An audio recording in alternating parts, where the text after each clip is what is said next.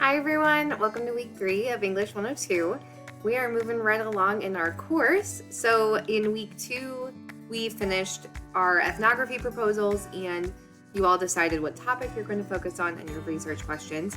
So this week what we're going to focus on is the sources that you're going to be looking for to help answer those questions. I think something that we often do when we approach a research paper, a research project, a research essay, is that we think, okay, I already have an answer to my question. I'm just going to go look for information that supports what I already know.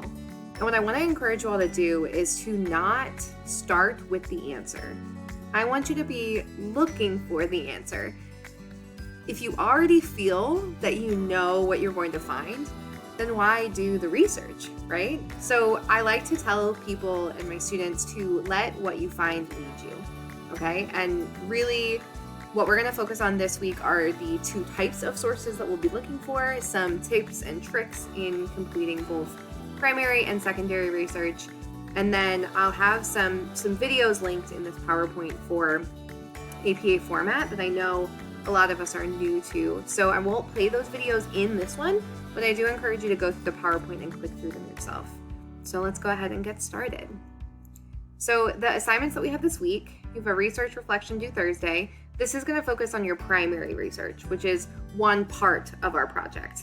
And then there will be a written assignment called a source summary and response that's going to be due this coming Monday. And this is going to focus on secondary research. So the assignments we have for this week, ideally I would split them up and do them in different weeks, but because our class is short, I'm having to kind of push them together.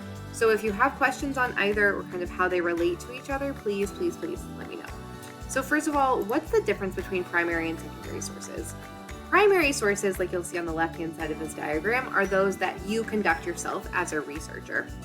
These can require a little bit more time, and they also mean that you have to sort of put yourself in an objective position and really be the researcher.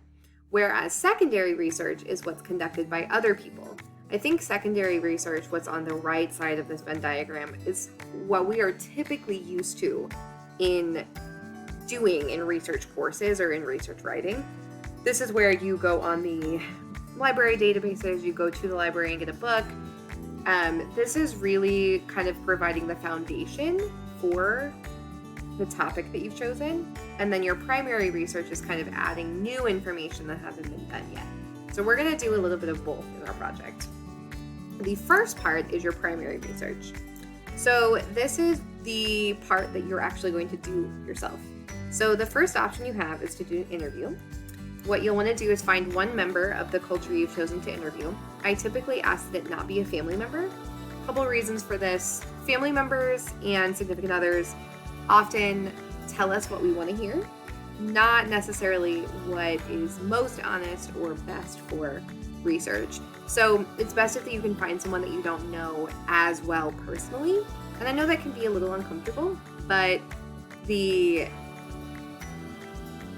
point of primary research is to sort of put yourself in the place of a researcher. So we can't really just depend on the people that are most convenient to us, but you want to ask yourself who has content knowledge, who is a topic expert on the topic that I'm looking at, or this culture that I'm a part of. So if you're looking at, so say you are on a team, a sports team, and you want to interview a teammate or a coach, both of those would be great. Even though you know them personally, they're technically topic experts. So eventually you'll need to turn in a typed transcript of the interview. So the big thing about interviews is that you want to have open-ended questions. So this is a screenshot from one of the readings for this week, which is a sample interview. So this first question a student asked is, as a teacher, how do you feel about your students procrastinating? What's good about this question is that it's open-ended. It's not yes or no, and it sort of leaves feedback open for the respondent. All right, so interview questions are often open-ended, and you can ask follow-up questions, like what do you mean by that, or can you explain that a little bit more? But an interview is really a conversation between you and the other person that you're talking to. You don't want it to feel like an interrogation. And also if you ask a question like, as a teacher, do you hate procrastinating?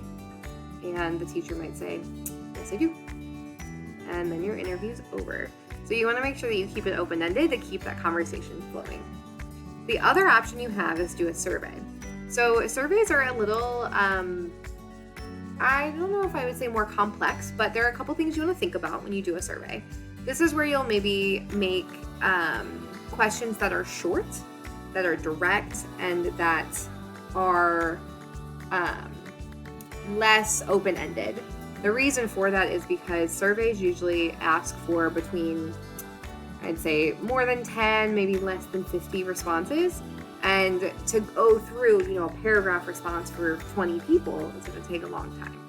So survey questions are usually formatted a little differently. And you'll see this in your readings this week as well.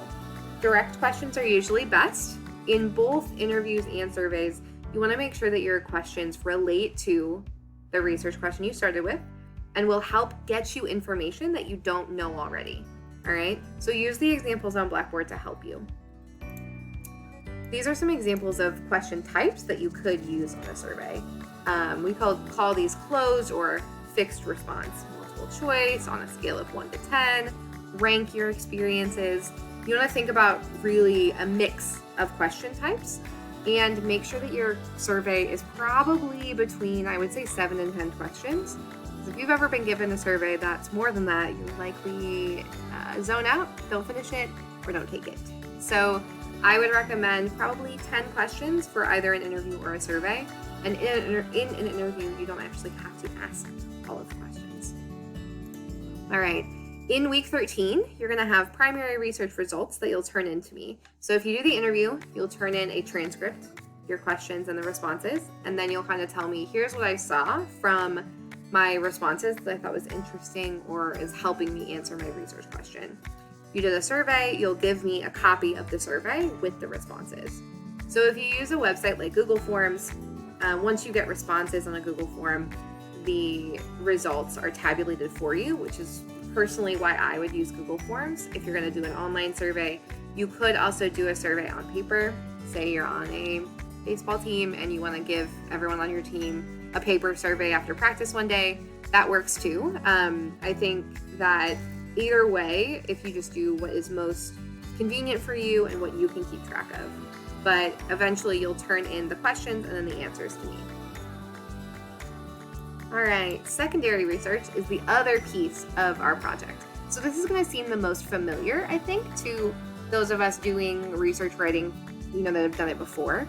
So this is where you actually use the library databases or books that are available to you, magazines, articles, newspapers.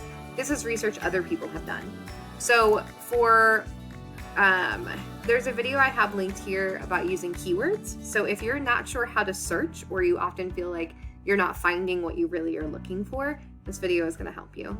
I do suggest that you make a list of keywords before you start searching. What you don't want to do is type your research question into a database like EBSCO, because it will not work. All right. And what I don't want you to do is just type your research question into Google and choose the first website that comes up. That's not doing research. I want you to actually think about what you're putting in and how it's going to get you the information you need back. The assignment I'm having you all do this week, related to your secondary research, is called a source summary and response. So before we kind of get into finding a bunch of sources and analyzing them, what I want you to do is find one source from a library database that you are going to summarize, analyze, and evaluate. So this is a screenshot from the summary and response assignment that's linked on Blackboard. This says group member, but we're doing this project individually, so just you.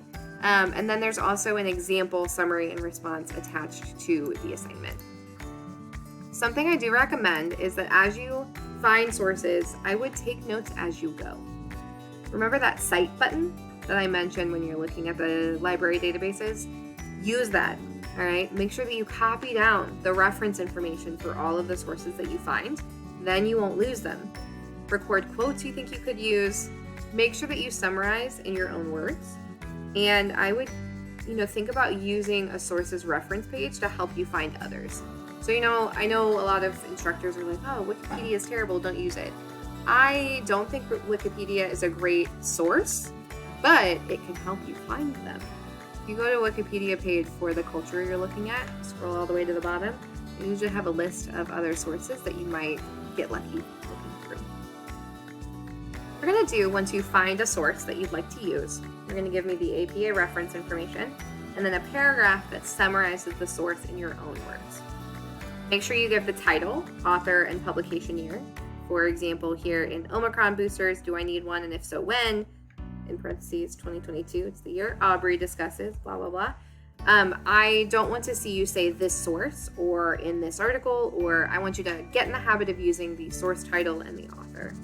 Describe the source's main ideas, but kind of hold off on your opinion until after you've summarized. This will really make you sort of take in the information first before you judge it. Just tell me what the source is saying. After you've done that, what you want to do is add a paragraph of a response. So this is where I do want your ideas. What do you think about the source and its ideas?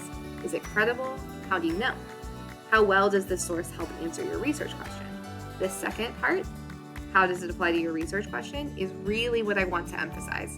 All right. If the source is kind of generally about your culture, but it doesn't answer the question that you started with, then it may not be something that you want. Or it might be a sign that your research question should change. So the rest of the PowerPoint has some links to videos on APA.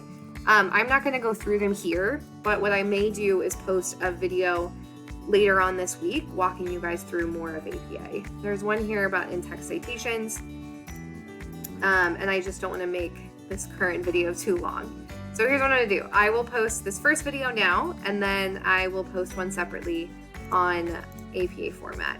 So for this week, really, I want you to get a handle on, okay, how am I going to do my primary research, and start looking for one source for your summary and response.